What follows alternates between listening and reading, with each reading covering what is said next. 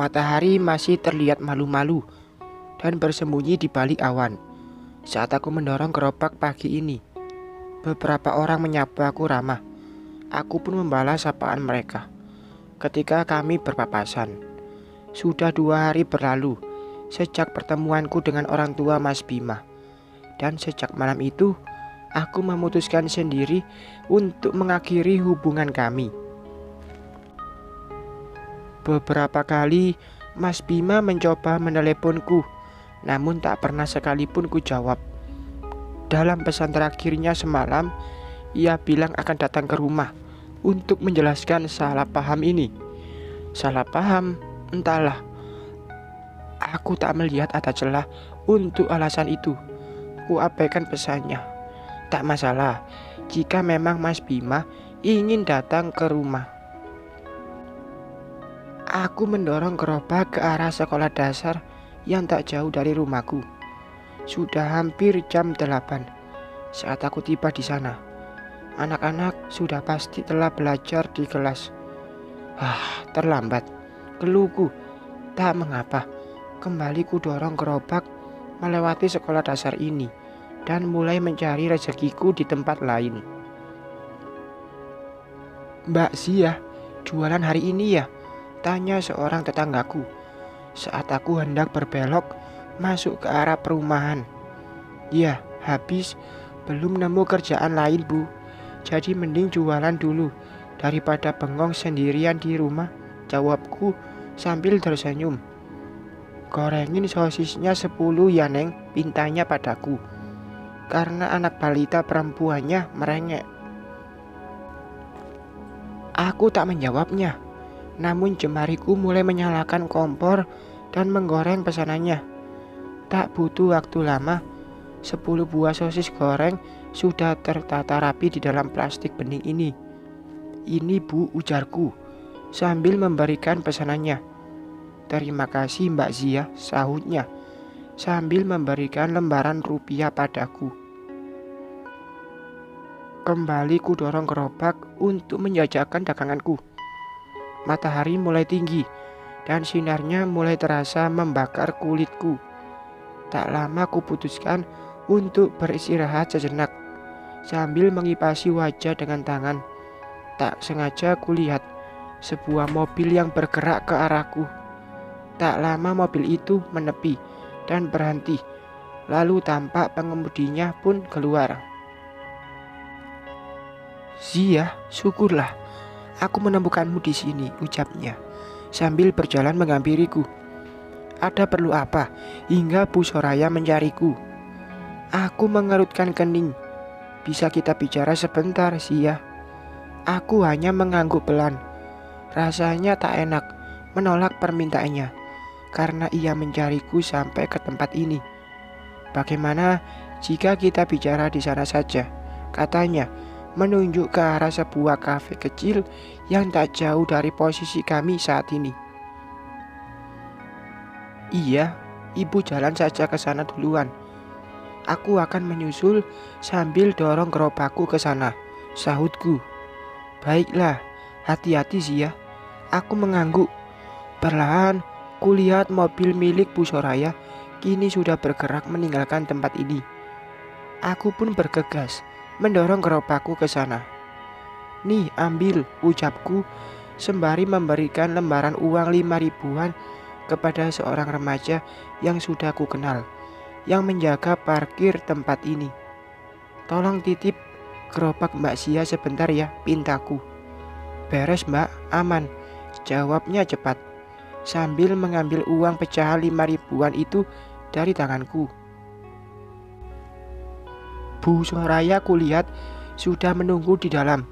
Segera aku pun masuk dan menghampirinya. Dengan senyum mengembang, ia memintaku untuk duduk di hadapannya. Kami duduk saling berhadapan di meja kafe ini. Tak lama seorang pelayan datang menanyakan pesanan kami.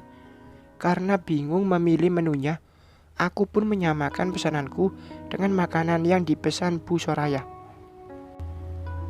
"Ada perlu apa denganku, Bu?" Ia menatapku sambil tersenyum tipis. "Panggil aku Mbak Soraya saja, Zia."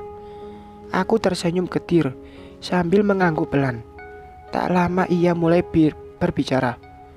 Maaf mengganggu waktumu Zia, tapi Mbak ingin bicara. Aku merebahkan tubuhku di atas tempat tidur. Rasanya hari ini lelah sekali. Ku pijat sebentar kepalaku yang terasa berat. Tadi siang Mbak Soraya mengajakku bicara. Ia memintaku untuk memberi satu kesempatan pada adik laki-lakinya untuk mengenalku. Entahlah, rasanya malas untuk melihat wajahnya. Karena saat melihat wajah itu, yang kuingat adalah malam laknat itu. Temuilah adikku Zia, berikan ia satu kesempatan. Jika setelahnya kau masih tetap menolak pernikahan ini, maka adikku tak akan mengganggumu lagi. Ucapan Mbak Soraya tadi siang masih terngiang di telingaku. Rangga adalah adik lelaki Mbak Soraya. Mereka hanya 2 bersaudara. Ku dengar ibu mereka sudah meninggal 3 tahun lalu. Kabarnya saat ini Ranggalah yang mengelola semua bisnis milik Pak Lukman. Sebuah bisnis franchise waralaba dari 3 macam produk makanan. Kabarnya beliau juga menanamkan modalnya di beberapa bisnis perkebunan. Zia, aku masih sangat berharap kau memberi kesempatan pada adikku dan membebaskan papaku dari hutang dan janjinya pada almarhum bapakmu. Itu adalah kalimat terakhir yang Mbak Soraya ucapkan sebelum kami berpisah. Aku memilih tak menjawabnya. Jujur saja, aku belum ingin menjalani hubungan dekat dengan siapapun karena masih trauma akan akhir hubunganku dengan Mas Bima. Baru saja hendak memejamkan mata, pintu rumahku tiba-tiba diketuk. Dengan malas, aku pun bangun dari tempat tidur, melangkah menuju pintu utama rumahku. Melihat siapa gerangan tamu itu. Wajah pria yang telah membuat luka di hatiku itu berubah. Kala melihatku, wajah itu terlihat sangat cemas. Aku memintanya duduk di atas kursi rotan yang ada di teras rumah. Duduklah Mas Bima. Ia duduk. Tangan itu berusaha ingin meraih tanganku, namun langsung kutepis kasar. Zia, maaf jika percakapanku dengan Mama terdengar olehmu. Ia mulai berbicara. Dari mana Mas tahu jika aku mendengarnya? Ia menghela nafas panjang. Tak lama ia menjawabnya.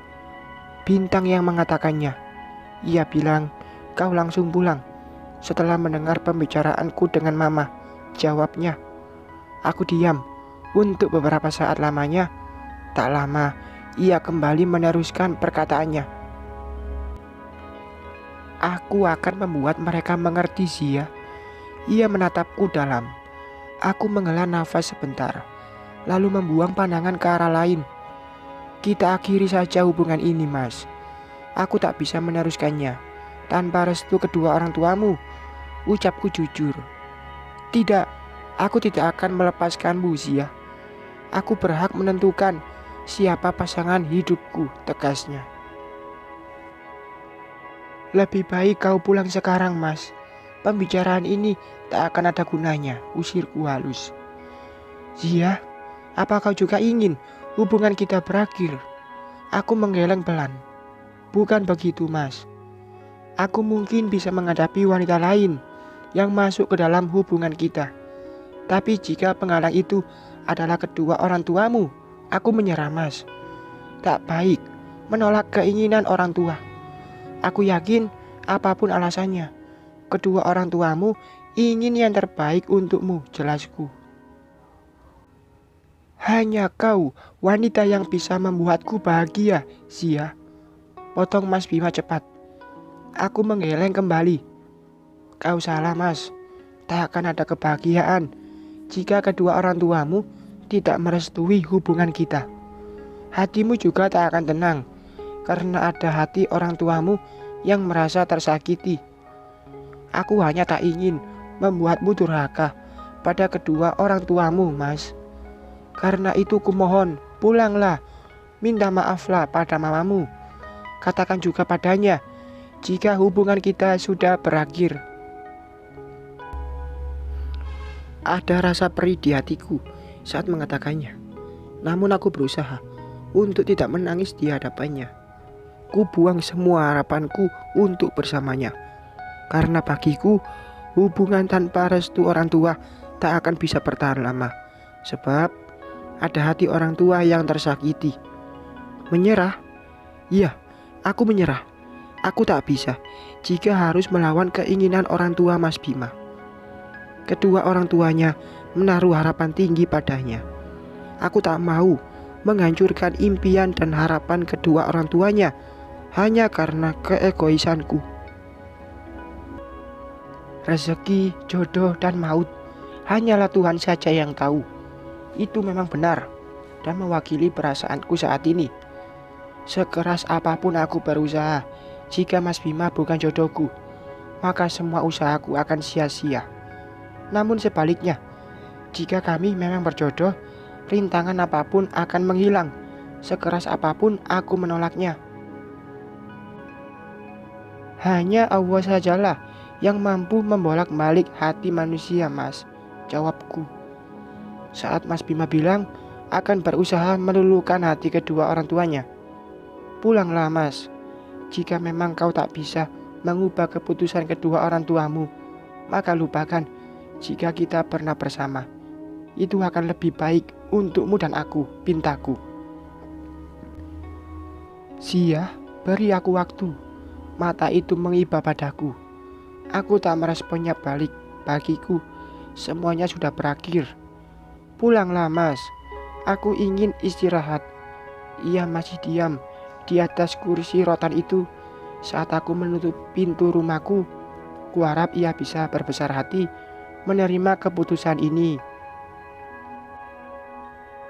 Aku kembali merebahkan tubuhku di atas tempat tidur ini. Aku tahu Mas Bima kecewa dengan keputusan ini, tapi aku tak bisa lagi berharap banyak padanya. Aku menghapus air mataku. Ternyata sesakit ini melepas orang yang dicintai. Tapi aku tak menyesali keputusan ini, karena bagiku inilah jalan yang terbaik bagi kami berdua. Bersambung.